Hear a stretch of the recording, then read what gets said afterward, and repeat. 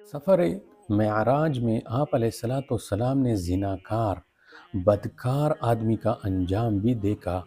آپ علیہ الصلاۃ والسلام نے دیکھا کہ کچھ لوگ ہیں جن کے سر کی اوپر شرمگاہیں ہیں، جن سے پیپ نکل رہی ہے اور وہ اس کو پی رہے ہیں۔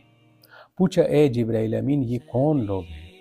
عرض کیا اے اللہ کے محبوب صلی اللہ علیہ وسلم یہ آپ کی امت کے زانی ہیں، وہ مرد جنہوں نے زنا کیا اور وہ عورتیں جو زنا کرنے والی تھیں، ان کے سر پر آج شرمگاہیں ہیں جن سے پیپ نکل رہی ہے اور یہ پی رہے ہیں۔ بدکاری، اللہ تبارک و تعالیٰ نے ہمیں منع فرمایا ہے وَلَا تَقْرَبُوا الزِّنَا، اس بدکاری زناکاری کے قریب بھی مت جایا کرو، یعنی جو راستے ان کی طرف لے جاتے ہیں ان سے بھی اپنے آپ کو دور رکھو، نہ کہ عین بدکاری کرنا۔